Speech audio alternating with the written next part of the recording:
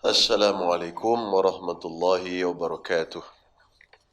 Bismillahirrahmanirrahim. Alhamdulillahi rabbil alamin.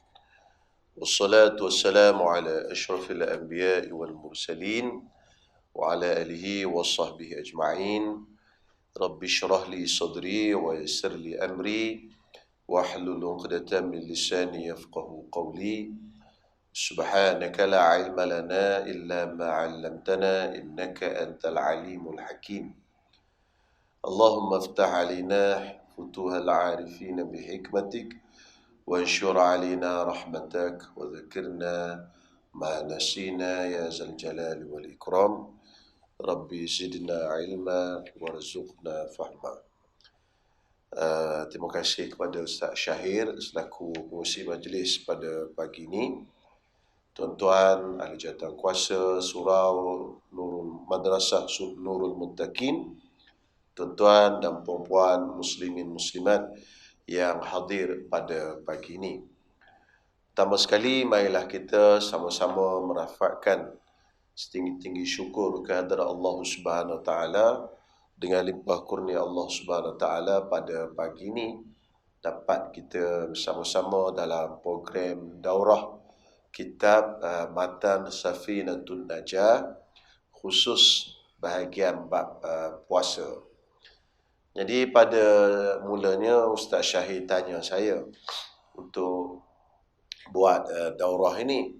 Saya kata okey, insya-Allah boleh. Kemudian Ustaz Syahid tanya nak guna teks mana.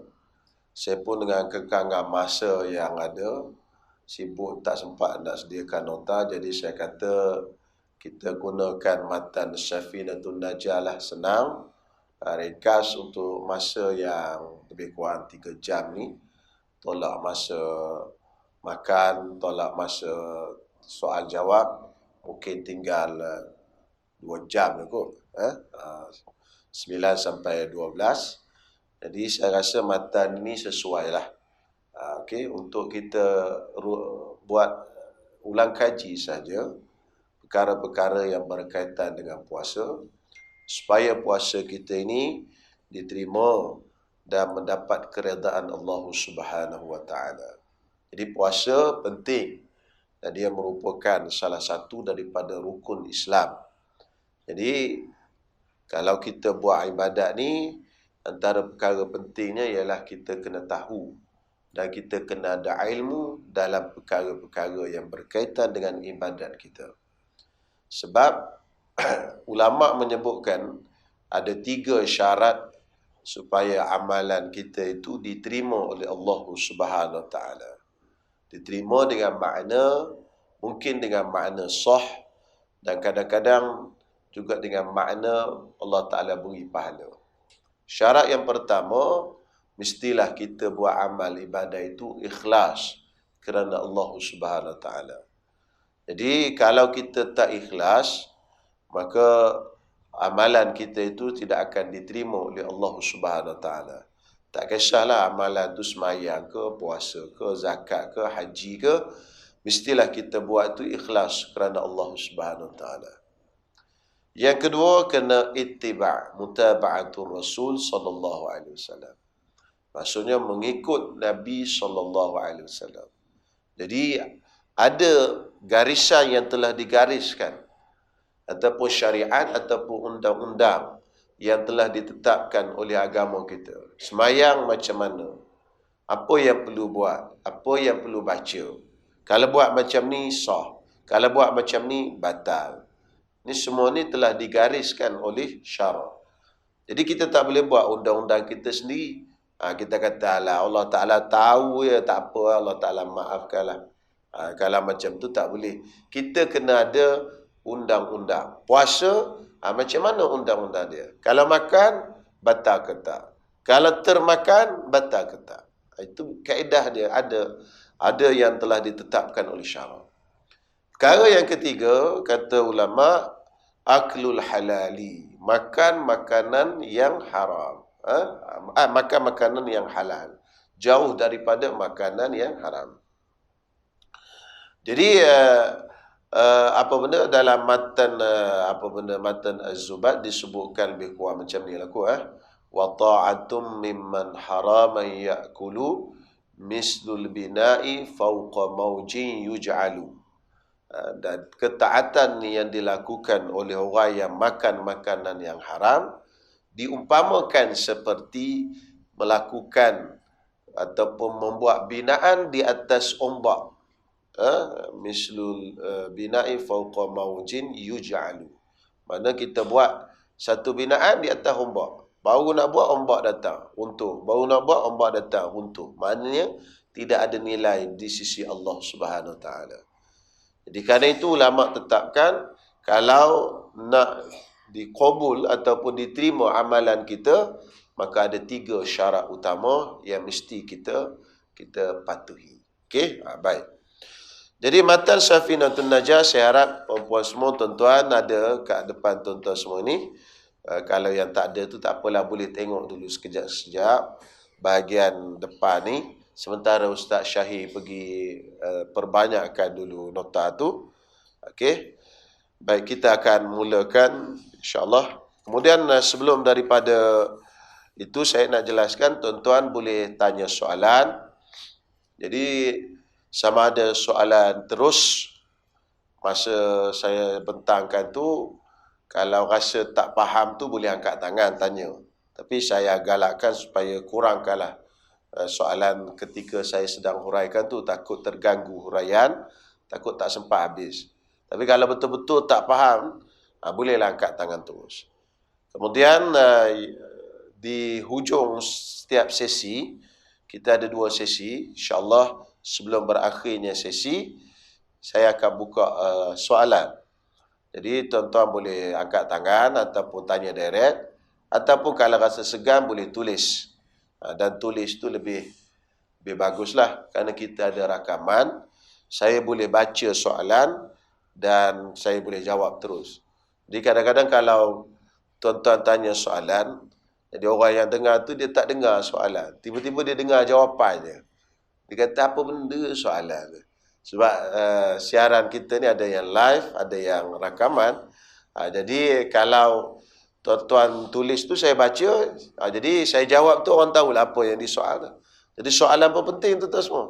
Kalau tak jelas soalan, tiba-tiba keluar jawapan, kan pening orang apa hal kan. Gitu. Tapi tak apalah, terpulang pada tuan-tuan semua. Macam mana tuan-tuan nak tanya, terpulang. InsyaAllah. Cuma saya lebih prefer kalau soalan bertulis lah. Macam tu.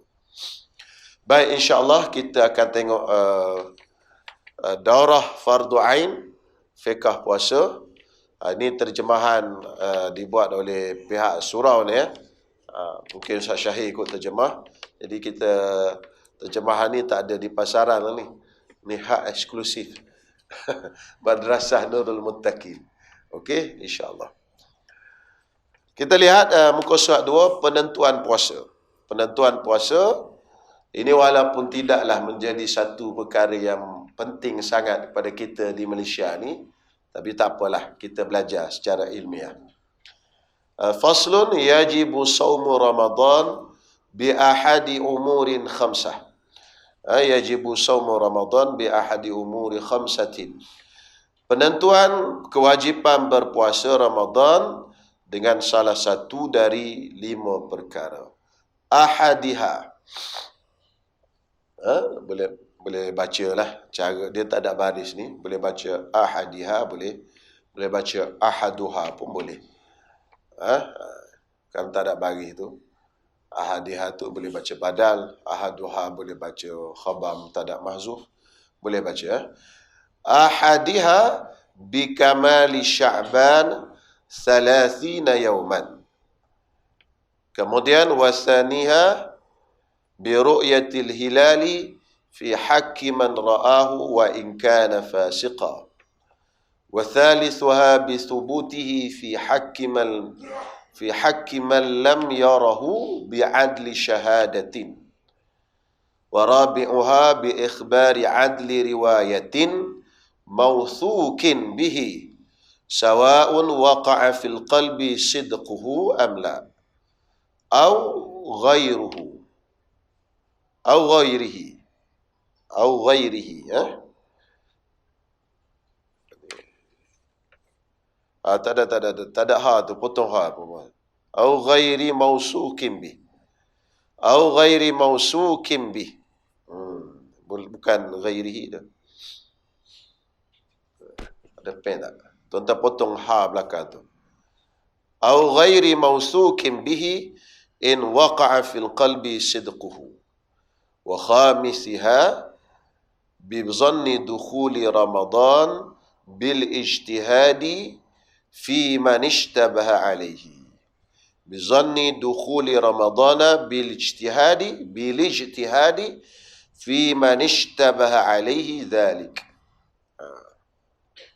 Hamzah tu tidak ada sebenarnya. Bil ijtihadi. Buang hamzah tu. Bukan bil ijtihadi. Okey, itu dari segi matan ya. Kita baca terjemahan.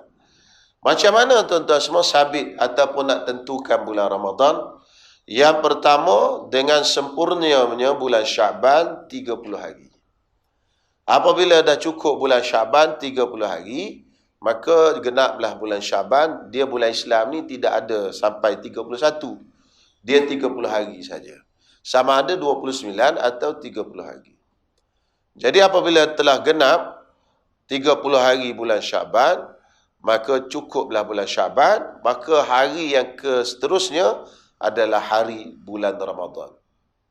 Jadi hari yang seterusnya itu adalah hari 1 Ramadan. Misalnya, satu orang dia tengok 1 Syaban, dia tengok anak bulan 1 Syaban. Dia nampak. Mungkin dia ni tak duduk di Malaysia. Dia duduk di tengah padang pasir, ataupun dia duduk kat Malaysia tapi duduk kat tepi-tepi laut. Kalau tengah-tengah ni payah nampak anak bulan.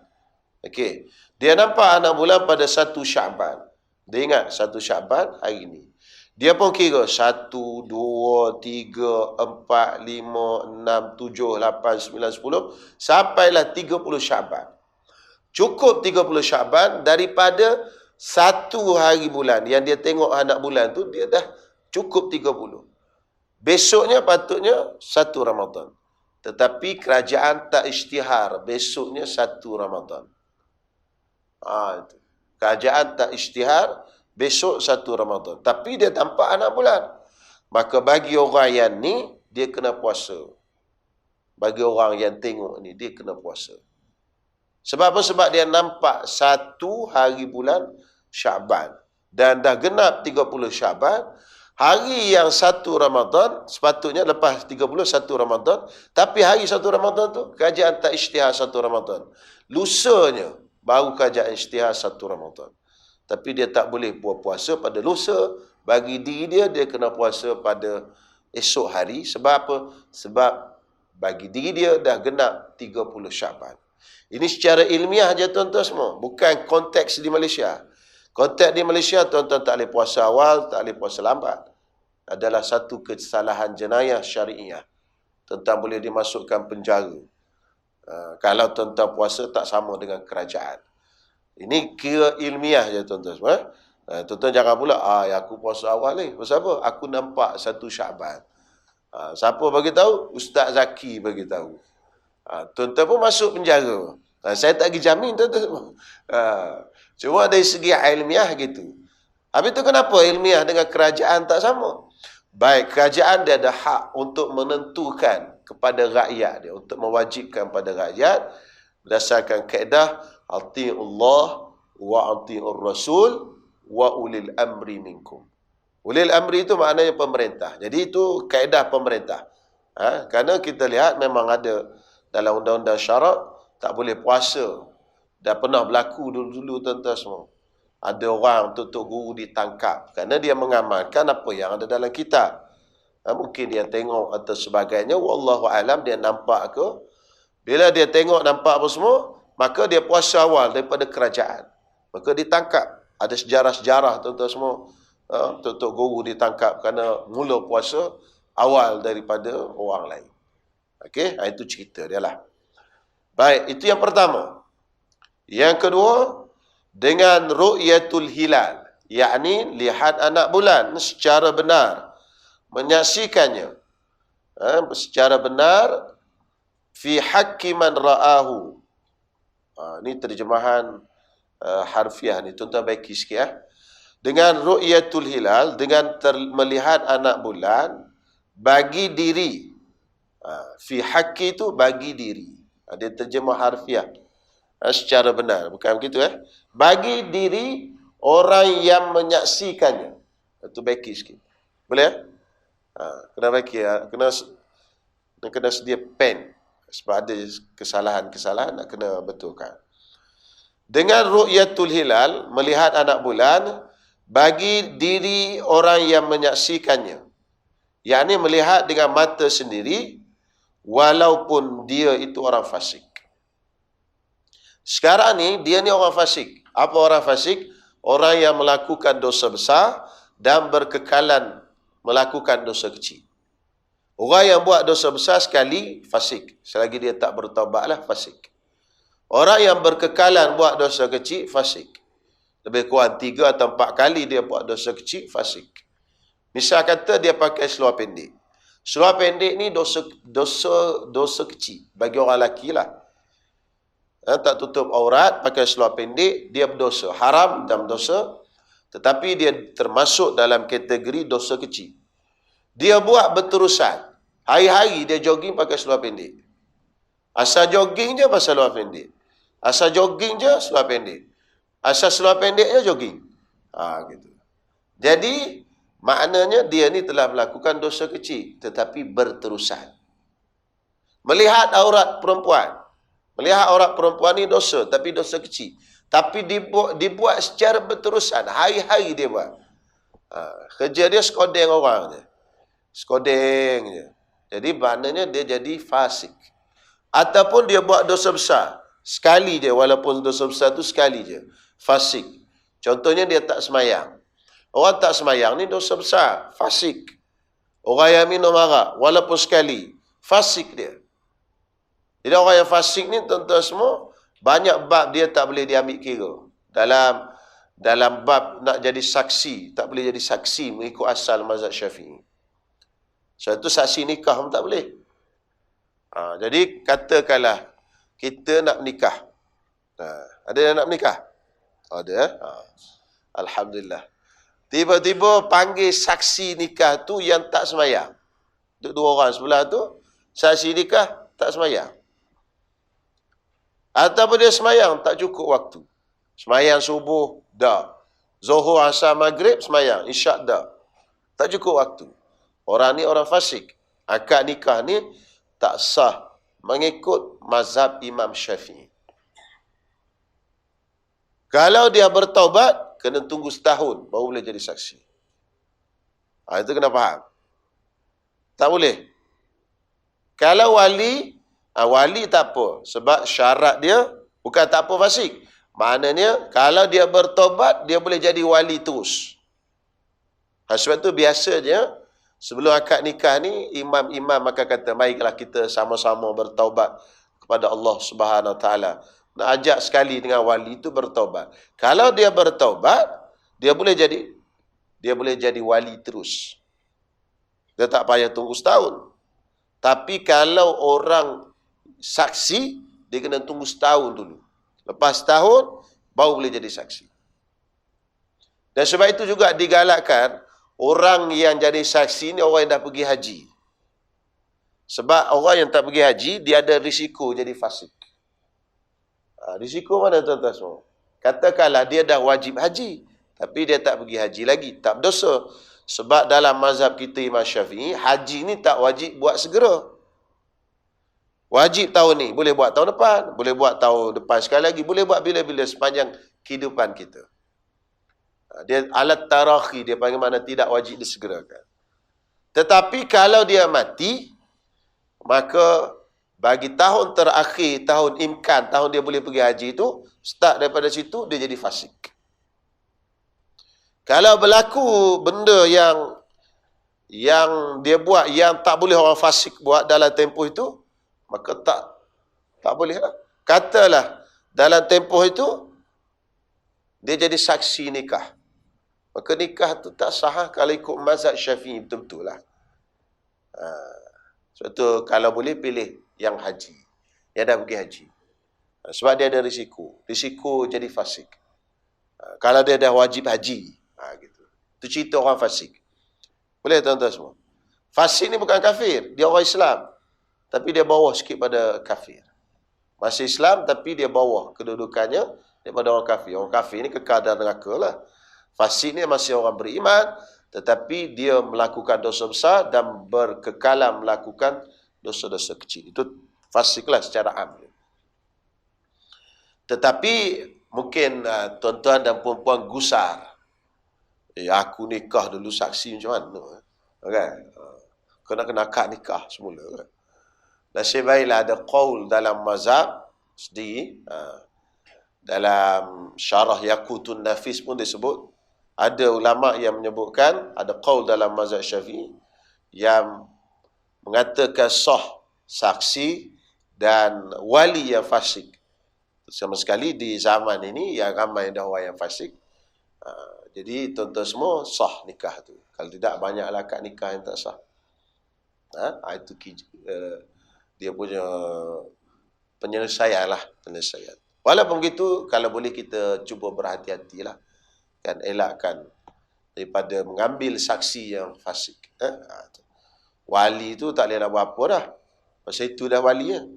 Saksi kita boleh pilih kan. Baik, sekarang ni orang fasik dia nampak anak bulan. Dia tengok anak bulan. Tiba-tiba dia nampak anak bulan dengan mata kepala dia nampak. Tu anak bulan. Tapi dia ni orang fasik. Orang fasik ni kata-kata dia tak boleh diterima. Kalau dia cakap, dia pergi depan qadi, dia kata, "Qadi, saya nampak anak bulan." Kan, dia nampak anak bulan. Tiba-tiba qadi pun cek-cek, rupanya kaki tak semayang. Kan? Qadi tak boleh istiharkan besok anak 1 Ramadan. Sebab apa? Sebab percakapan dia tak boleh diterima.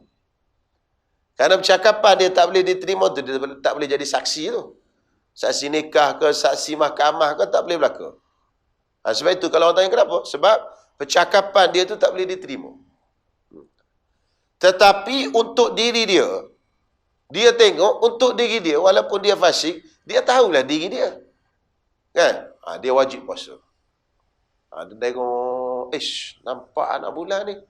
Maka dia wajib puasa. Tapi orang lain tak wajib. Sebab apa? Sebab orang lain tak boleh percaya cakap orang fasik. Dia pergi depan qadi pun, qadi tak terima percakapan dia sebab percakapan orang yang fasik tidak boleh diambil kira dan tidak boleh dipercayai. Yang ketiga, dengan menetapkannya fi haqqi man lam yarahu, dengan menetapkannya pada secara benar tu potonglah, dengan menetapkannya bagi orang yang tidak melihatnya dengan persaksian yang adil. Fi haqqi maknanya bukan secara benar, fi nafsi, pada diri. Dengan menetapkannya bagi orang yang tidak melihatnya dengan persaksian yang adil. Persaksian yang adil mana orang yang adil, orang yang tidak fasik. Satu orang yang tidak fasik. Satu orang yang tidak fasik, yang ini orang yang adil. Siapa orang yang adil ni? Orang yang adil dari sudut saksi. Adil ni ada dua, adil riwayah, adil syahadah. Ini payah sikit lah tuan-tuan semua. Tapi ada yang depan-depan ni penuntut ilmu, tapi saya kena ceritalah tuan-tuan semua. Yang awam ni kalau tak apa nak faham, tak apa tuan-tuan semua. Sebab saya tengok depan ni ada 2, 3, 4 orang penuntut ilmu ni nak kena detail sikit. Jadi tuan-tuan semua, orang yang adil ni dia ada dua. Adil riwayah, adil syahadah. Adil syahadah ni maksudnya adil yang boleh jadi saksi. Saksi di mahkamah, saksi nikah dan sebagainya. Adil riwayah maksudnya bila dia riwayatkan satu hadis, hadis dia boleh diterima. Kalau dia tak adil, hadis dia tak boleh diterima. Perawi hadis tu. Adil syahadah adalah orang yang muslim, lelaki, yang merdeka, yang rasyid. Rasyid ni maknanya akil baligh dan juga tidak disekat tidak mahjur alih, tidak disekat untuk menguruskan harta. Kemudian ia menjauhi perkara-perkara yang menjauhi dosa-dosa besar dan tidak mengekal dosa-dosa kecil dan banyak taatnya daripada maksiat. Berapa syarat adil ni? 7. Pertama, Islam. Yang kedua, lelaki. Yang ketiga, merdeka. Yang keempat, Rashid. Rashid tu pula ada 3 syarat. Rashid. Iaitu orang yang akil, baligh dan tidak ditahan daripada menguruskan harta dia. Tak mahjur.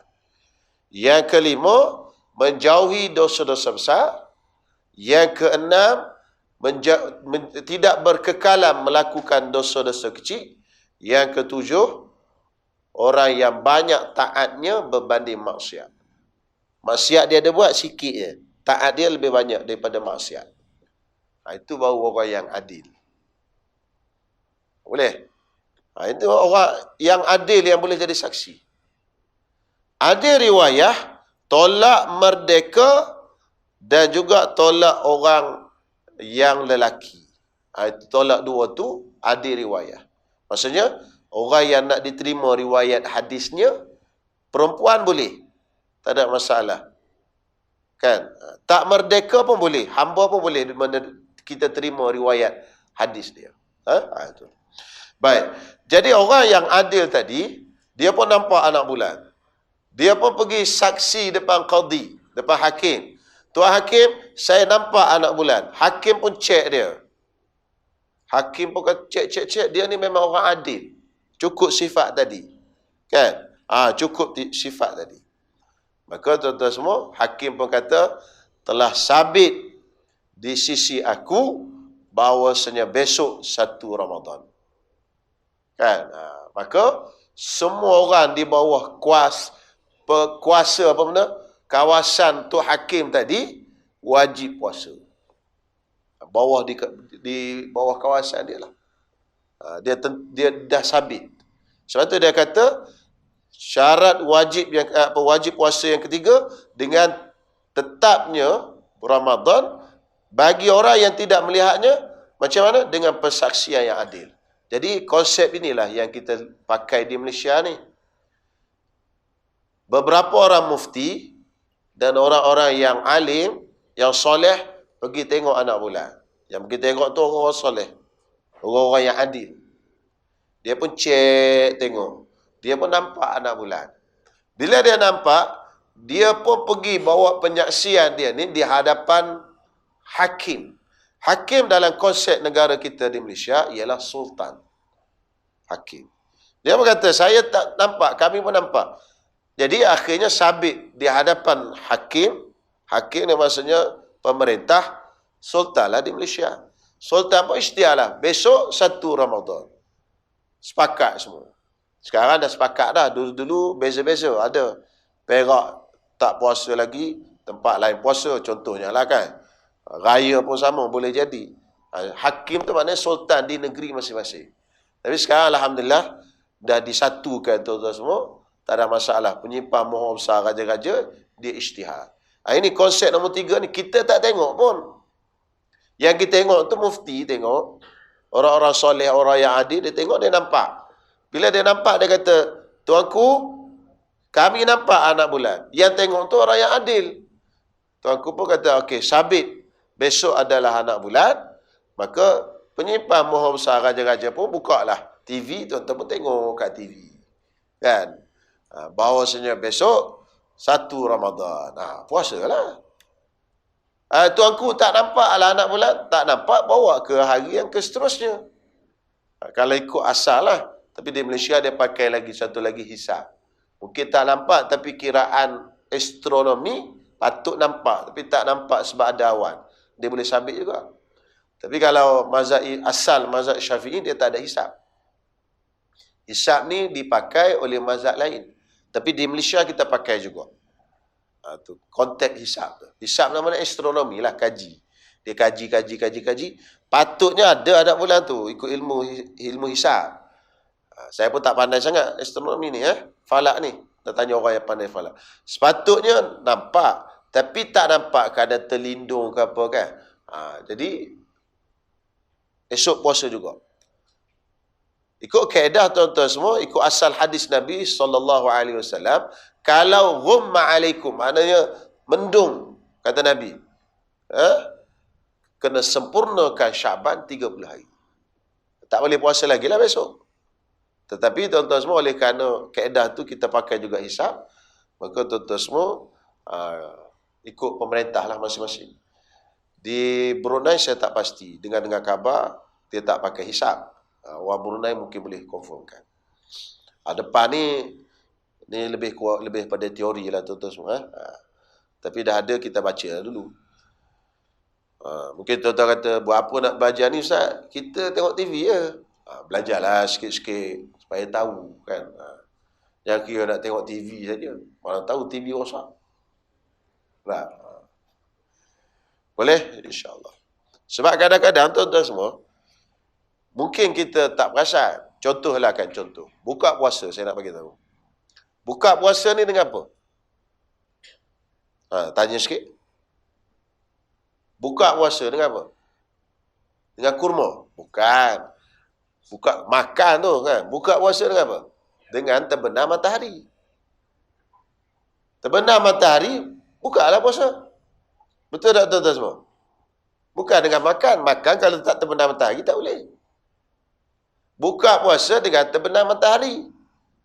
Baik, katalah kata. Satu hari anak-anak kita bawa ajak kita pergi kelah kat PD lah, buka puasa kat tepi pantai. Kita pun bawa lah kurma lah, murtabak lah, semua bawa. Tunggu buka puasa. Tengok-tengok telefon, radio azan. Allahu Akbar, Allahu Akbar. Tapi kita dah tengok matahari duduk atas ni. Duduk atas air lagi, tak terbenam lagi matahari.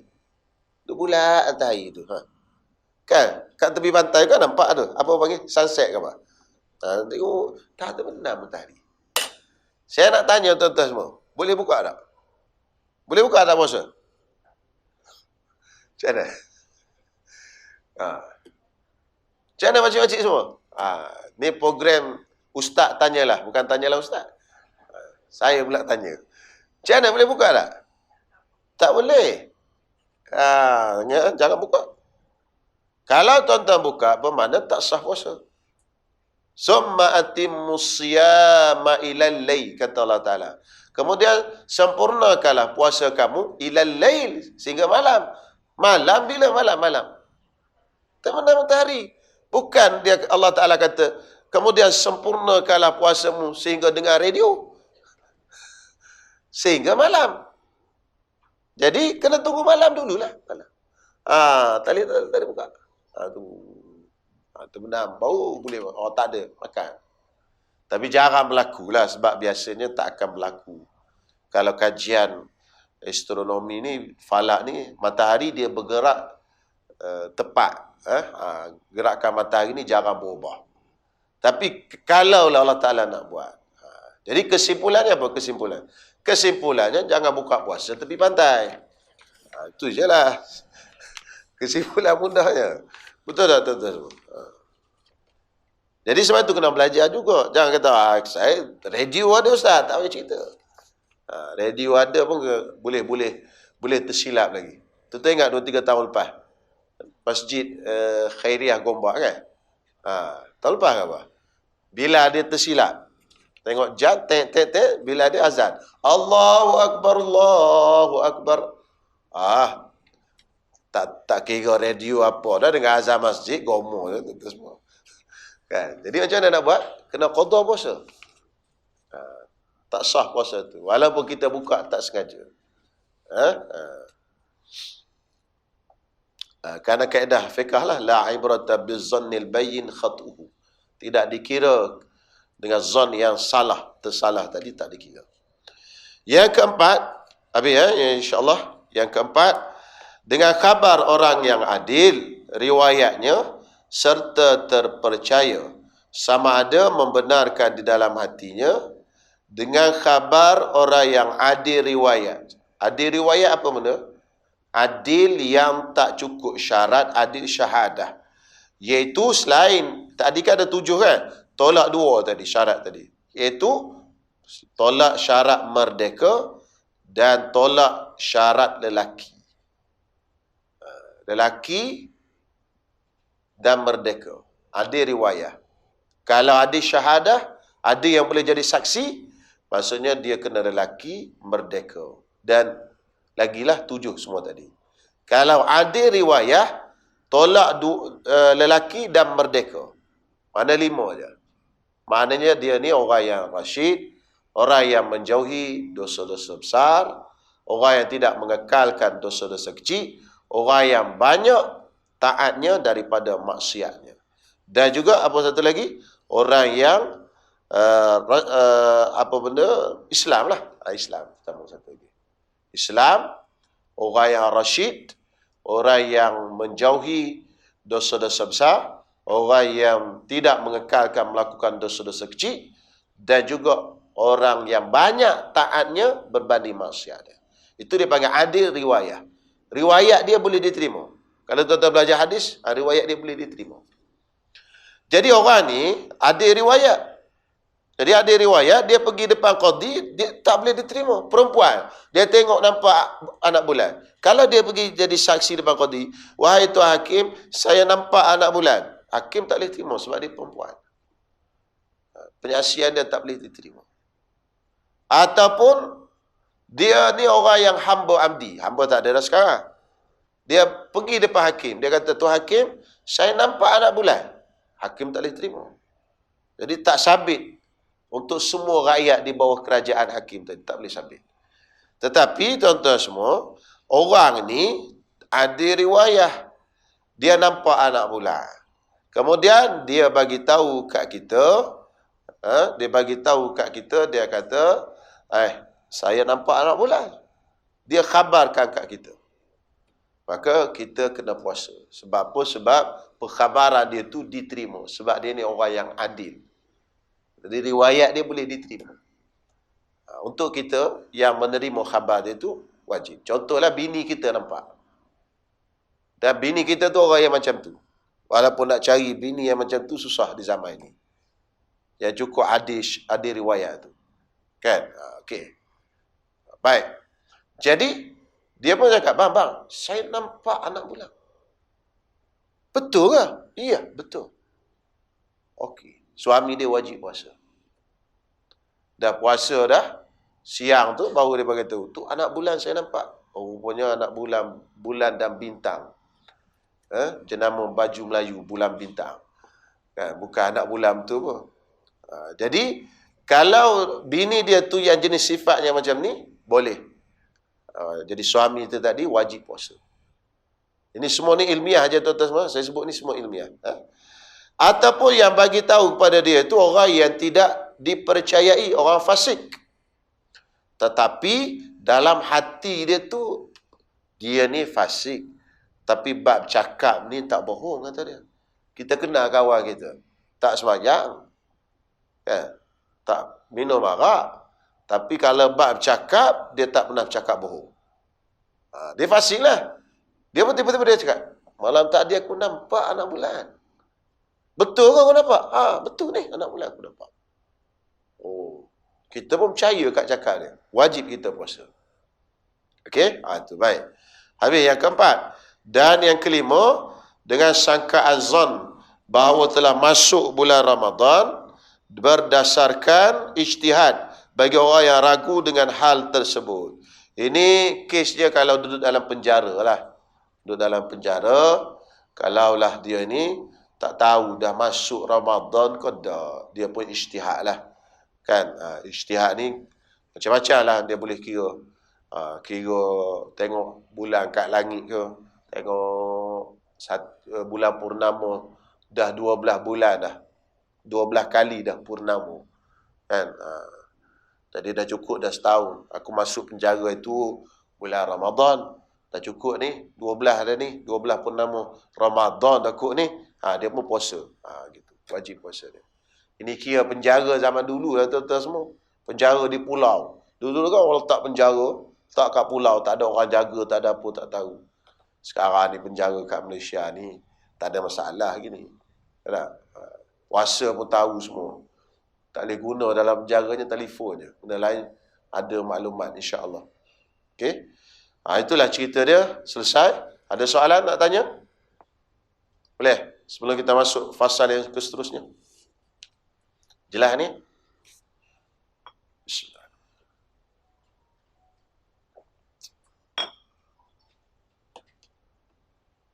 Nak pukul 10 dah. Pukul 10 rehat rehat lambat sikit pun tak apa dah, tuan-tuan semua. Ni bukan macam Ustaz Syahir kata tadi lah, bukan macam budak sekolah. Baik, seterusnya syarat sah puasa. Syarat sah puasa ada 4. Kalau tak cukup 4 ini, tak sah puasa. Syurutus sihatihi arba'atu asya'a. Islamun wa aqlun wa naqa'un min nahwin haidin wa ilmun biqaunil waqti qabilan lis-sawmi. Islam, yang pertama, syarat sah puasa yang pertama ialah orang Islam. Tidak sah puasa daripada orang kafir. Kaedah dia, mana-mana ibadat yang perlu kepada niat, tidak sah orang kafir buat. Itu kaedah dia, secara umum lah. Contohnya apa benda? Ambil air semayang. Ada niat tak ambil air semayang? Ada kan? Wuduk ada niat. Saja aku mengambil wuduk kerana Allah Ta'ala. Maka sah tak orang kafir ambil wuduk? Tak sah. Mandi junub ada niat tak? Ada niat. Maka tidak sah orang kafir buat kerana ada niat. Semayang ada niat tak? Ada niat. Maka tidak sah orang kafir buat kerana ada niat. Haji ada niat tak? Ada. Umrah ada niat tak? Ada. Tak sah. Tapi kalau ibadat yang tak ada niat boleh. Wakaf ada niat tak? Wakaf. Kena niat ada wakaf. Tak perlu niat. Dia cuma berlafaz saja. Saja aku wakafkan ini. Sebab tu orang kafir boleh wakaf. Kalau dia nak wakafkan apa-apa kat surau kita. Datang satu orang bukan Islam. Dia nak wakafkan benda untuk surau kita. Boleh. Sebab wakaf tak perlu pada niat. Kaedah dia, mana-mana ibadat, secara am kaedah aghlabiah ni, mana-mana ibadat yang perlu pada niat, tidak boleh dilakukan melainkan orang yang Islam saja. Orang kafir tak sah. Sebab itu saya nak tegur. Berkali-kali saya tegur benda ini. Sebab banyak berlaku. Orang yang nak masuk Islam, tuan-tuan jangan suruh dia ambil wuduk dulu. Ini satu kesalahan. Saya jumpa 2, 3, 4 orang juga. Yang awak, apabila ada orang nak masuk Islam, dia suruh pergi ambil ismayang dulu. Ambil ismayang dulu lah. Lepas tu, baru dia ajar mengucap. Tuan-tuan, ambil ismayang buat apanya, dia tak sah pun ambil ismayang. Sebab dia belum Islam lagi. Kalau dah ajar mengucap tu baru masuk Islam, barulah suruh ambil ismayang. Ni suruh ambil ismayang dulu, baru ajar mengucap. Ini kan terbalik. Ini satu benda yang salah. Jadi puasa sama juga. Puasa ni ibadat, dan ibadat yang perlu pada niat. Jadi ibadat perlu pada niat, dia tak boleh dibuat melainkan bagi orang-orang yang beragama Islam saja. Orang kafir tidak sah. Yang kedua, berakal. Orang gila tidak sah puasa. Kalau dia puasa pun tak dipanggil puasa. Tak dikira sebagai sah. Yang ketiga, suci daripada haid dan nifas. Maka tidak sah puasa itu bagi orang yang datang haid dan orang yang nifas. Ketika mana darah itu masih keluar. Tapi kalau darah itu dah berhenti, walaupun belum mandi wajib, dia sah puasa. Okey, misal kata macam ni. Darah dia berhenti pukul 5:30 pagi. Kemudian dia tak sempat lagi nak mandi wajib sebab duk sibuk buat kuih apa benda, duk masak nak sahur ni, gedegung, siap apa semua, dia pun niat. Lepas dia niat, azan subuh. Allahu Akbar, azan subuh. Tapi dia belum lagi mandi wajib. Puasa dia sah. Sebab apa? Sebab tidak syarat mandi wajib untuk sah puasa. Sama juga dengan orang yang bersetubuh pun. Dia bersetubuh malam. Lepas bersetubuh tadi, dia sedar, dah dekat dah nak subuh. Tak sempat mandi wajib. Minum air seteguk, makan kurma sebiji. Allahu Akbar. Orang pun azan subuh. Puasa dia sah, walaupun dia belum mandi wajib. Tak ada masalah. Jadi dalam kes ini, yang tak sah puasanya ialah orang yang datang haid dan juga datang nifas dalam keadaan haid dan nifas itu sedang mengalir. Kalau dah berhenti, naqah ni berhenti, dah bersih dah daripada haid dan nifas, boleh berpuasa. Jadi orang yang berpuasa dalam keadaan haid, apa hukum dia? Hukum dia haram. Bukan bermakna dia puasa tu mesti kena makan, bukan bermakna haram puasa tu mesti dia makan, tak. Dia tak makan pun tak apa. Sebab ada orang yang hurai salah, dia kata kalau tak puasa, dia kena makan. Kalau orang yang haid tak makan, haram, kata dia. Jadi makcik tu pun makan lah. Kan? Asal je pukul 10 pagi makan. Pukul 10 pagi makan. Tengah hari makan. Sebab apa? Sebab ada orang yang hurai, kalau orang yang haid tak puasa, apa benda orang yang haid puasa, hukum dia haram. Betul. Jadi bila haram, kena makan lah. Tak. Bukan begitu. Puasa ni maksudnya, kita tak makan, tak minum dan sebagainya dengan niat. Kalau tak makan, tak minum dengan tak niat, itu bukan puasa. Itu diet. Betul tak? Itu tuan diet kan? Ada yang diet daripada pagi. Ada yang apa nama tu? IF apa terjemahan? Intermittent fasting. Betul? Dia nak kurus ni 16 jam puasa tu. 16 jam puasa. Dia niat ke tak? Dia tak makan tu, tapi dia tak niat. Tak dipanggil puasa sini. Walaupun kita panggil puasa IF fasting puasa tu. Tapi bukan puasa pada syarak. Yang tak bolehnya ialah kalau dia tak makan, tak minum, tak semua dengan niat. Saja aku puasa esok hari kerana Allah Ta'ala. Itu yang haram.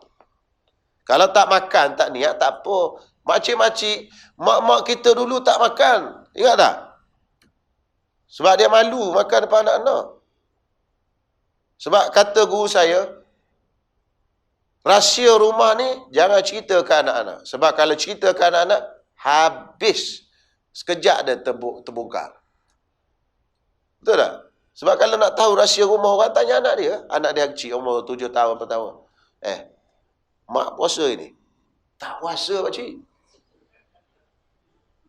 Macam mana kau tahu? Tadi dia makan rojak, kata dia. Saya nak keluar, tadi dia makan. Budak dia akan cakap semua. Kan? Ayah awak semayang subuh? Tak semayang, cik, kata dia. Nah, anak-anak kecil mesti dia cakap betul tu. Kita makan di rumah, depan anak kita pula. Nah, sia-sia makan. Anak kita keluar petang-petang, sembang anak-anak taman. Dia kata, mak aku tak puasa ni, kata dia. Mak aku pun, kata dia. Jadi habis satu taman tahu mak dia tak puasa. Orang dulu kan malu. Jadi dia tak makan sehari. Dia duduk kat curug dapur, tak puasa, apa benda? Tak puasa. Dia buat puasa macam orang puasa jugalah. Walaupun dia tak puasa, dia haid. Jadi orang tak tahu pun dia tak puasa. Buka puasa pun sama dengan anak-anak. Sama dengan suami.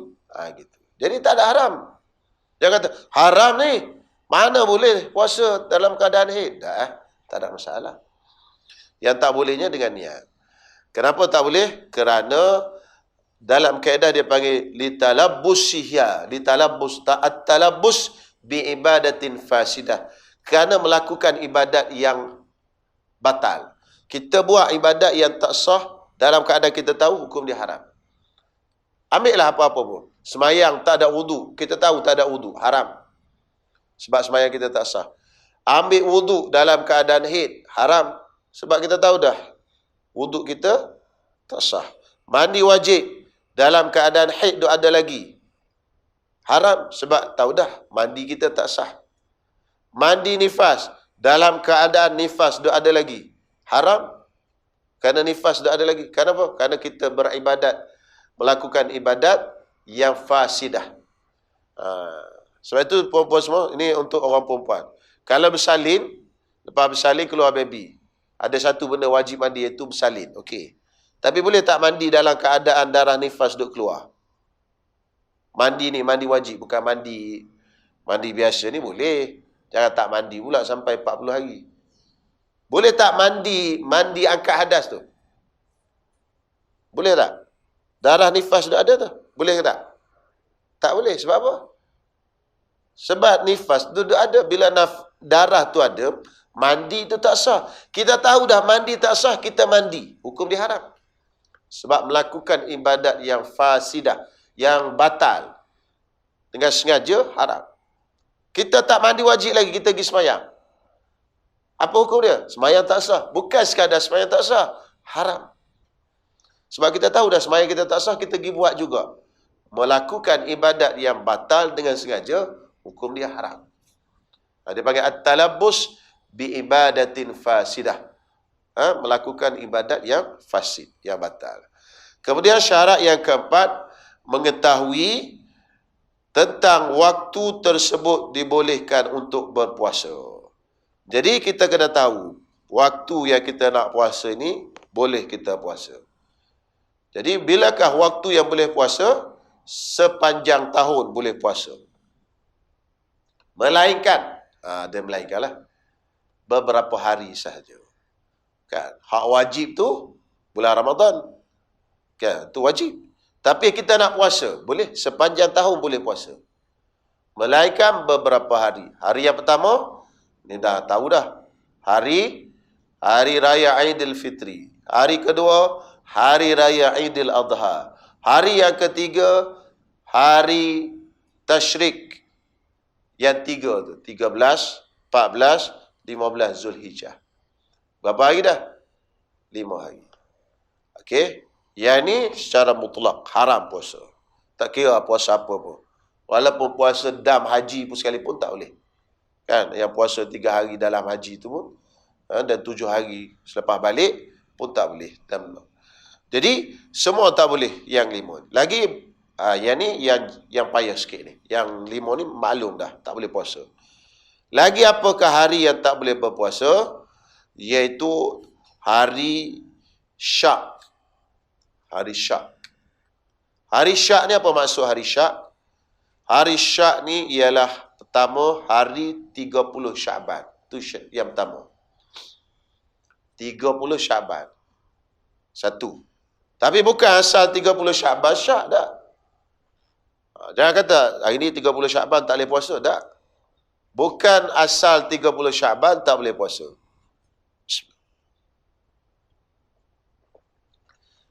Hari Syak ialah hari 30 Syaban. Yang kedua, ada orang melihat anak bulan. Tetapi tidak sabit di sisi qadi seperti perempuan tadi. Ada perempuan tengok anak bulan. Kita pun tahu, ada orang tu tengok anak bulan tu. Bini kawan tu tengok anak bulan tu, kata dia. Tapi hakim tak isytihar, besok anak 1 Ramadan. Dah syak lah. Tak isytihar, hari ni 1 Ramadan. Yang bini kawan tu dah puasa. Tapi hakim tak sabit di sisi dia. Pasal apa? Pasal yang tengok tu anak orang perempuan. Orang yang tak boleh diterima penyaksian dia. Maka dia jadi hari syak. Kan? Dan ataupun orang duk berbicara tentang hari itu adalah hari dilihat anak bulan semalam. Dia kata, ada orang tengok anak bulan semalam. Yalah, tengok, nampak. Tapi, duk sembang-sembang gitulah. Dah jadi syak. Lepas tu dalam kitab Tuhfah disebut macam ni. Au intahaddatha nasu fihi birru'ya. Orang-orang duk bercakap yang kata nampak anak bulan semalam. Mana viral lah, viral. Tapi tak sabit di sisi hakim, di sisi raja, di sisi sultan, tak sabit. Kata hari itu adalah 1 Ramadan. Jadi hari itu 30 Syaban juga. Jadi 30 Syaban itulah yang hari syaknya. Bukan asal 30 Syaban hari syak. Macam mana hari syak tuan-tuan semua? Hari 30 Syaban yang ada orang melihat anak bulan, tetapi orang yang melihat itu tidak boleh jadi saksi. Tak boleh diterima penyaksian dia. Seperti perempuan ataupun hamba.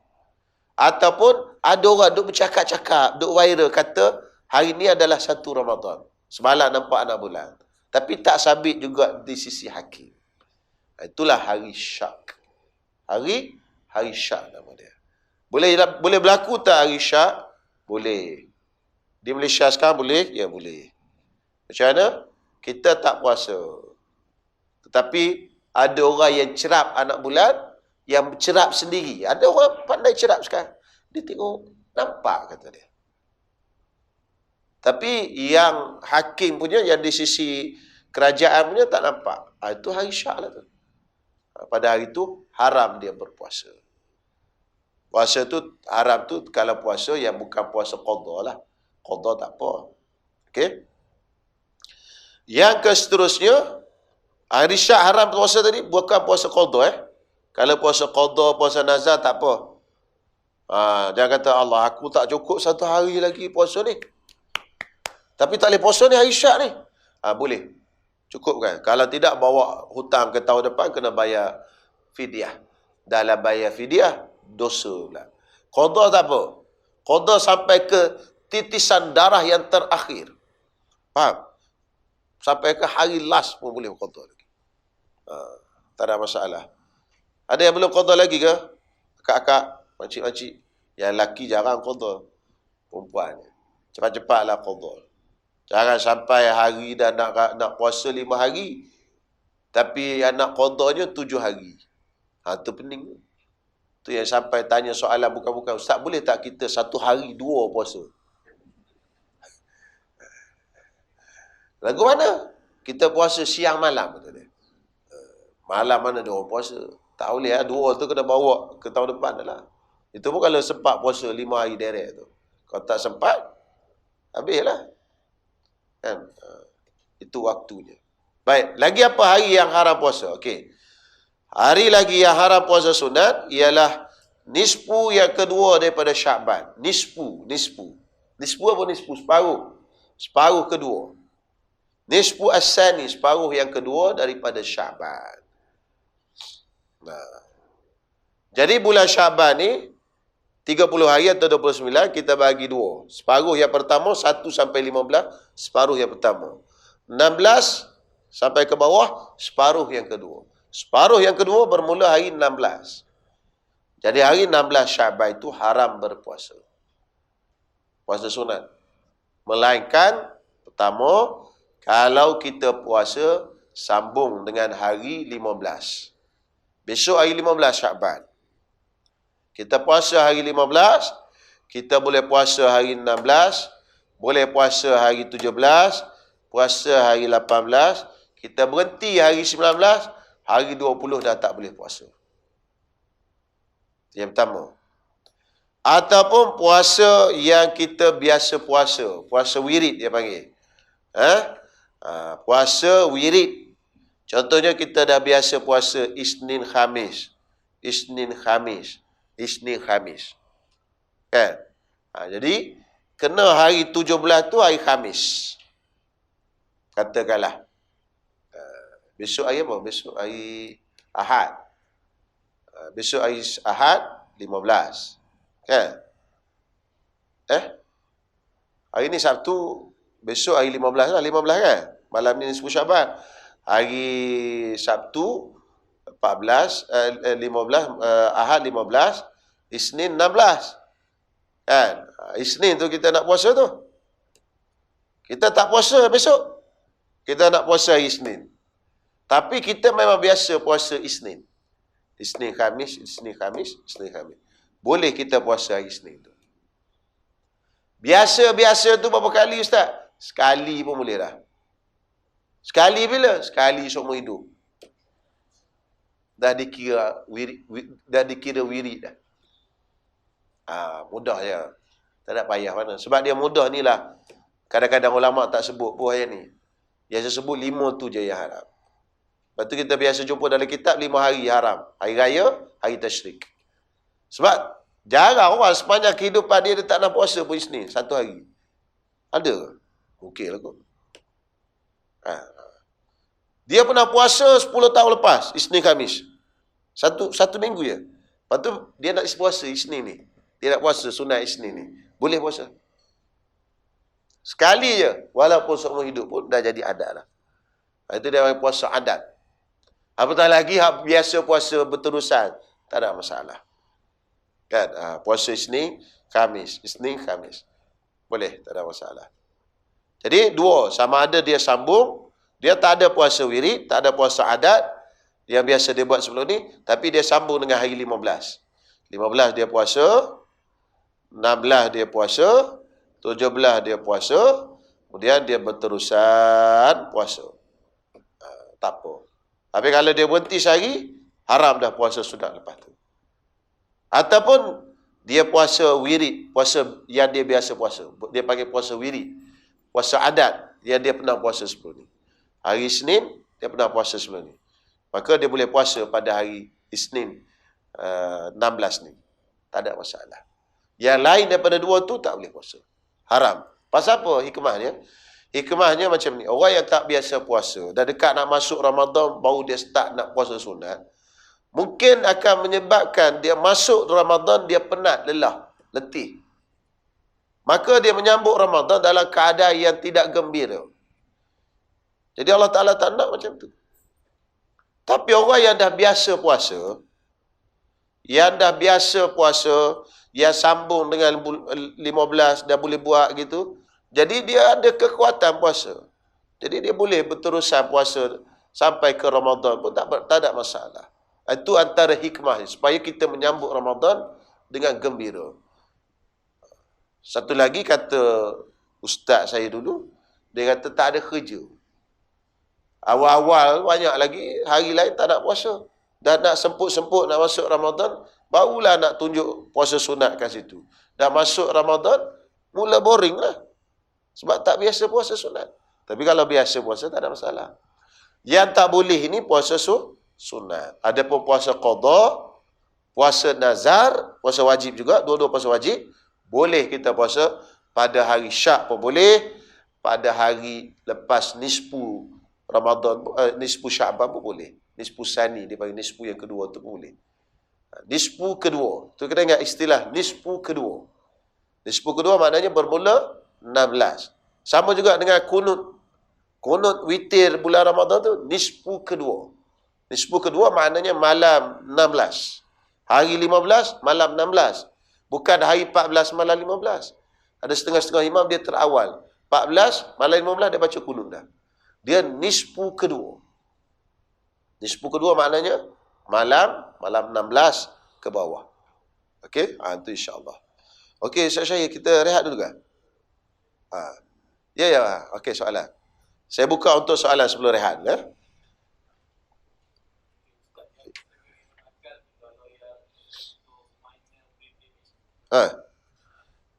Minor. Okey. Berakal di sini, maksudnya dia boleh tamyiz. Tamyiz maknanya membezakan. Kalau seorang itu boleh membezakan antara baik, antara cemar dan kotor, najis dan tak najis, kanan dan kiri, dia memayyiz, dia tamyiz. Maka bila dia tamyiz, dia boleh bezakan, maka puasa dia sah. Itu kaedah dia. Sama macam semayang. Semayang yang sah itu mesti daripada memayyiz. Kalau tak memayyiz, semayang dia tidak sah. Jadi budak autism ke apa, kena tengok dia, tahap dia. Dia boleh tak memayyiz, bezakan. Mana kanan kiri? Ini apa ni? Najis. Ini apa ni? Biskut. Ini boleh makan ke tak? Boleh. Ini tak boleh makan. Memayyiz lah. Bila memayyiz, ibadat dia sah. Kalau dia tak memayyiz, ibadatnya tak sah. Saya keluar tajuk sikit. Sebab itu budak-budak, kita bawa anak kita hak belum memayyiz. Mari semayang. Maka dia tak dikira semayang sebab semayang dia tak sah. Jadi dia duduk dalam saf, ibarat tak ada orang kat situ. Sebab bukan semayang. Dia bukan semayang, dia tak sah. Sebab itu kalau nak bawa masuk saf, pastikan dia memayyiz dulu. Memayyiz mana 7, 8, bolehlah. Dia tahu dah. Kan anak kita just 1 tahu dah. Takkan tak kenal lagi najis tak najis. Sekarang 6 tahun dah tahu dah ini najis tak najis. Tangan kanan, tangan kiri, tahu dah lah. Boleh masuk saf. Sebab dia tak kira tak kosong. Kalau tak, putus saf tu. Sebab dia semayang dia tidak sah. Melainkan kalau kita terpaksa sangat bersemua, dan budak tu pun kecil je ambil ruang, tak apalah. Kan? Mungkin bulan Ramadan kan terawih kan susah. Nak tinggalkan hilang pula. Awak masuk tu kat celah. Dan ruang yang diambil tu sempit, tak muat seorang pun. Seorang dewasa tak muat. Okey, tak putus sah lah. Kalau muat seorang dewasa baru putus sah. Itu kata ulama. Jadi itulah maksud yang berakal di sini. Maksudnya tamyiz, boleh membezakan. Baik, ada soalan lain? Boleh? Boleh tanya? Muslimat? Ya. Ya, Kak. 3 bulan, Rejab, Sya'ban, Ramadan. Baik, kalau puasa 3 bulan macam mana? Ada ulama yang mengamalkan puasa 3 bulan. Antaranya orang yang beramal puasa 3 bulan ni, tuan-tuan semua, Syekh Abdullah Fahim, Datuk kepada Pak Lah Badawi, Menteri PM kita. Dan orang-orang di sana, apa kampung dia? Kuala Batas. Orang kawasan sana ramai yang mengamalkan puasa 3 bulan. Saya tak sempat jumpa dengan Syekh Abdullah Fahim. Tapi orang-orang Kepala Batas yang saya jumpa, dia kata ni warisan Pak Lah ni, geng-geng dia orang puasa 3 bulan, kata dia, Ustaz. Saya ada kawan saya, dia kakak lah. Dia asal dari sana, Kepala Batas. Boleh puasa 3 bulan. Tak ada masalah. Sebab dah 3 bulan, dia terus lah. Dia tak melibatkan, kalau kata lepas nisfu Sya'ban tadi kan, dia 15 pun dia puasa, 16 pun puasa. Tak ada masalah. Dan dia mampu puasa. Dia larat puasa. Puasa sunat ni digalakkan banyak. Bagi orang yang larat. Bukan paksaan, tapi maknanya bagi yang larat boleh. Dan bulan Rejab ni bulan yang digalakkan kita berpuasa, sebab dia salah satu daripada bulan haram. Bulan Sya'ban, bulan yang Nabi SAW banyak puasa. Kan? Bila ditanya pada Rasulullah SAW, kenapa kau banyak puasa bulan Sya'ban? Kerana bulan yang dilupai orang. Bulan Rejab, bulan haram. Bulan haram ni bulan keistimewaan. Sebab tu dipanggil bulan haram. Tanah haram, masjid haram, ada kehormatan. Lepas tu bulan Ramadan. Duk celah tu Sya'ban. Sya'ban ni orang lupa. Maka Nabi SAW banyak puasa di bulan itu. Jadi ada ulama-ulama tuan-tuan semua, dia mengamalkan puasa 3 bulan terus. Alhamdulillah, satu amalan yang bagus. Walaupun saya memang tak mampulah. Boleh cerita amalan orang. Jadi siapa yang mampu buat puasa dia, silakan. Puasa ni memang amalan yang bagus. Okay, boleh. Ada yang buat amal puasa 3 bulan. Jadi boleh teruskan. Dan dia tidak ada berkait dengan hukum tak boleh tadi. Okey, insya-Allah. Boleh. Ada soalan lain? Ya.